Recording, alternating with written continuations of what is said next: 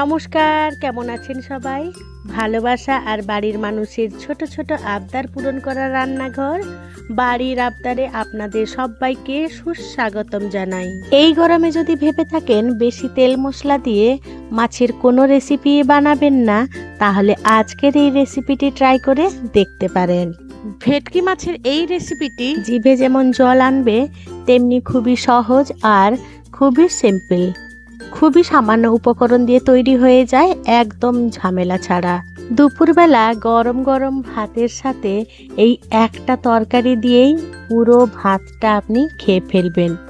যেদিনকে বানাবেন কিন্তু সেদিনে ভাতের জন্য চাল একটু বেশিই নেবেন। মাছ দিয়ে তো অনেক রান্নাই করেছেন, তবে আপনারা এইভাবে একবার করে না হয় দেখবেন। গ্যারেন্টি দিচ্ছি, এই রান্নাটা যেদিনকে করবেন সবাই কিন্তু চেটে পুটে তো খাবেই, আর আপনার হাতের গুণের প্রশংসায় পঞ্চমুখ হবে। যেদিন এই রেসিপিটি বানাবেন সেদিনকে কিন্তু অনেকক্ষণ দাঁড়িয়ে দাঁড়িয়ে একেবারেই রান্না করতে হবে না, একদম ঝামেলা মুক্ত।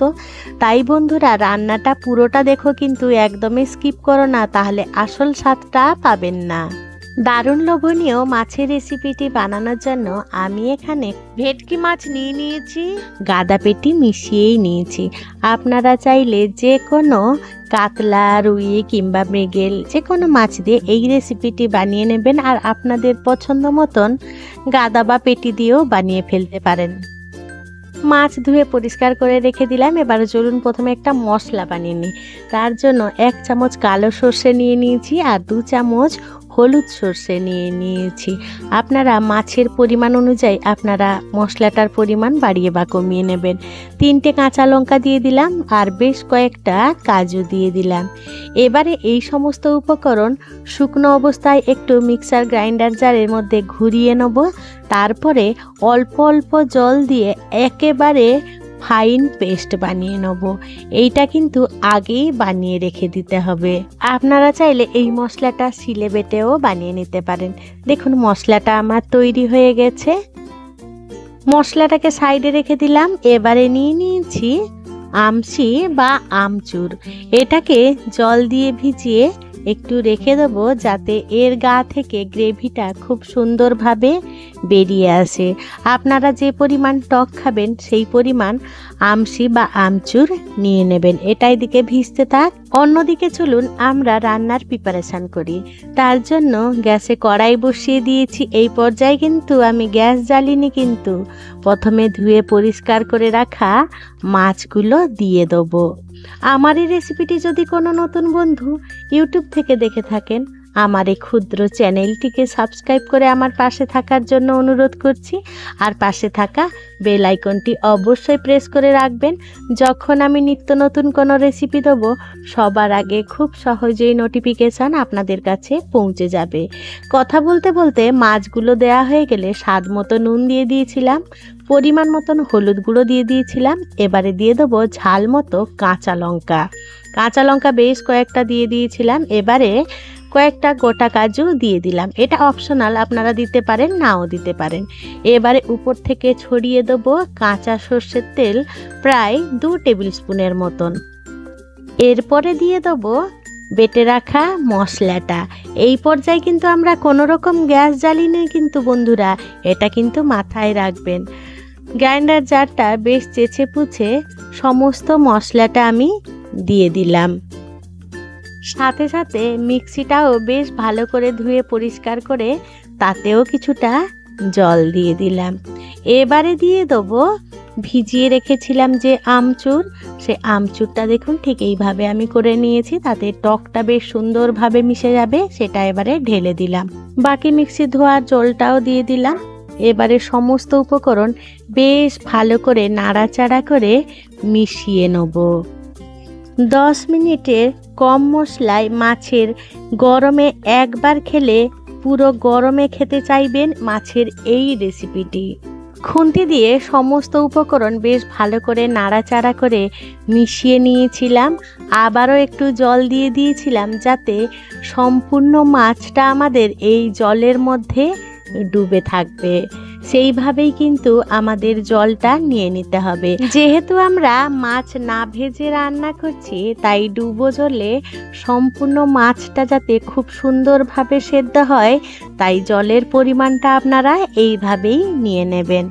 কি বন্ধুরা, দেখে মনে হচ্ছে না যেমন তরকারিটা রান্না হওয়ার আগে রান্না হয়ে গেছে? এবারে আমি গ্যাসের ফ্লেম জ্বেলে দিলাম আর একেবারে লো টু মিডিয়াম আঁচে রেখে রান্নাটা করে নেব। প্রথমে একটু ঝোলটা ফুটে ওঠার জন্য অপেক্ষা করব, তারপরে ঢাকা চাপা দিয়ে একদম লো আঁচে করে বসিয়ে দেবো। অনেকেই আছেন মাছ খেতে পছন্দ করেন না, এই রেসিপিটি একবার করে তাদের খাওয়াবেন, দেখবেন তারাও কিন্তু এই রেসিপিটির প্রেমে পড়ে যাবে। তাই অনুরোধ রইল, অবশ্যই এইভাবে একবার বানিয়ে দেখবেন। আর যদি আমার মতন করে বানিয়ে থাকেন, তাহলে তো অবশ্যই খেয়ে কমেন্ট করে জানিয়ে যাবেন আজকের এই তরকারিটা আপনাদের কেমন লাগলো। প্রথম পর্যায়ে ঢাকা চাপা দিয়ে প্রায় 4 থেকে 5 মিনিট মতন রান্না করে নিয়েছিলাম। এবারে মাছগুলোকে আবারও একটু উল্টে পাল্টে দেবো। দেখুন গ্রেভিটা কি সুন্দর ঘন হয়ে আসছে। আবারও ঢাকা চাপা দিয়ে আবারও রান্না করে নেব বেশ কয়েক মিনিট। আর যেদিনকে এই তরকারিটা বানাবেন, সত্যি বলছি এত সুগন্ধ ছড়ায় যে পুরো বাড়িটা মোমো করে। দেখুন আমার পুরো মাছটা সম্পূর্ণরূপে সেদ্ধ হয়ে গেছে আর রান্নাটাও প্রায় হয়ে এসেছে। এবারে ঢাকা চাপা দিয়ে খুব ভালো করে একটু নাড়াচাড়া করে নিলাম, চেক করে নিলাম যাতে কড়াইতে লেগে না যায় সেইভাবে, কারণ গ্রেভিটা তো একটু ঘন হয়ে এসেছে তাই। এবারে উপর থেকে ছড়িয়ে দেবো 1 থেকে 2 টেবিল স্পুনের মতন কাঁচা সর্ষের তেল। যেহেতু আমরা কাঁচা মাছ রান্না করছি, তাই এই সর্ষের তেলটা অবশ্যই দেবেন। আর এই সর্ষের তেলের ফ্লেভারটা কিন্তু অসাধারণ লাগবে খেতে। এবারে তেলটা দিয়ে বেশ ভালো করে নাড়াচাড়া করে মিশিয়ে নিয়েছিলাম। দেখুন কতটা সুন্দর আর কতটা লোভনীয় হয়েছে। দেখলেন তো বন্ধুরা, কত কম উপকরণে আর কত সহজেই রান্না হয়ে গেল আজকের এই দুর্দান্ত স্বাদের গ্রাম বাংলার আসল স্বাদ সর্ষে দিয়ে মাছের টক। বন্ধুরা, আজকে আমার এই রেসিপিটি আপনাদের কেমন লাগলো সেটা কিন্তু কমেন্টে জানাতে একেবারেই ভুলবেন না। যদি কোনো অংশে একটুও ভালো লেগে থাকে, তাহলে ছোট্ট একটা লাইক করে দেবেন। আপনাদের এই ছোট্ট ছোট্ট লাইক আমাকে অনেক ইন্সপায়ার করে নিত্য নতুন রেসিপি বানানোর জন্য। আর যদি খুব বেশি ভালো লেগে থাকে, বন্ধু বান্ধব কিংবা প্রিয়জনদের সাথে শেয়ার করে তাদেরও দেখার সুযোগ করে দেবেন। দেখুন একটা মাছ তুলে আমি আপনাদেরকে দেখাচ্ছি কতটা লোভনীয় হয়েছে। এইভাবে রান্না করে গরম গরম ভাতের সাথে পরিবেশন করুন, দেখবেন পুরো 1 থালা ভাত নিমেষেই ফিনিশ হয়ে যাচ্ছে। বন্ধুরা, আমার সাথে থেকে পাশে থেকে দুর্দান্ত লোভনীয় স্বাদের মাছের এই টকের রেসিপিটি দেখার জন্য আপনাদের সকলকে জানাই অসংখ্য অসংখ্য ধন্যবাদ। আপনারা ভালো থাকবেন, সুস্থ থাকবেন। দেখা হবে পরের কোনো নিত্য নতুন রেসিপি।